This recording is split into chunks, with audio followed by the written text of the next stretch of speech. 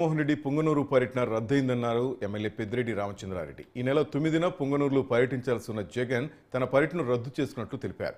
చిన్నారి అశ్వియ మృతి అందరినీ కలిచివేసిందన్నారు. జగన్ పర్యటిస్తానే పుంగనూరు ఘటనపై ప్రభుత్వం వేగంగా స్పందించిందని తెలిపారు. ఈ నేపథ్యంలో జగన్ పర్యటన రద్దు చేసుకోవడం జరిగిందని చెప్పారు. రాష్ట్రంలో కూటమి ప్రభుత్వం అధికారులకు వచ్చినప్పటి నుంచి అత్యాచారాలు, హత్యలు జరుగుతున్నాయి. రెడ్ బుక్ రాజ్యంగా అంటూ ప్రభుత్వమే దాడులకు ప్రేరేపిస్తుందని ఆగ్రహించారు పెద్దిరెడ్డి రామచంద్రారెడ్డి. సెకండ్ క్లాస్ చదివే అమ్మాయి తప్పిపోవడము, ఆ తర్వాత పుంగనూరు సమ్మర్ స్టోరేజ్ ట్యాంకులో శవమే తేలడం, ఈ నేపథ్యంలో ప్రభుత్వం స్పందించకుండా, దోషులను పట్టుకోకుండా గతంలో కర్నూలులో జరిగిన విధంగా ఇక్కడ జరుగుతుందేమో అనే ఆలోచనతో జగన్మోహన్ రెడ్డి గారు 9వ తేదీ పుంగనూరుకి రావాల్సింది.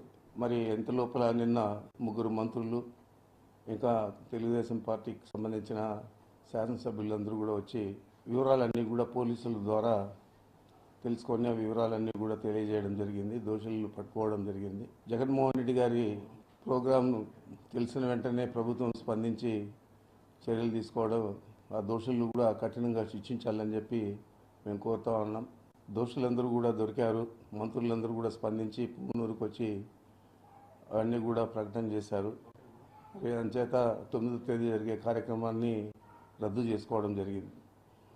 ఏమైనా దోషులను మాత్రం కఠినంగా శిక్షించాలా, ఇలాంటివి రాష్ట్రంలో పునరావృతం కాకూడదని చెప్పి మరీ నేను కోరుతా ఉన్నాను.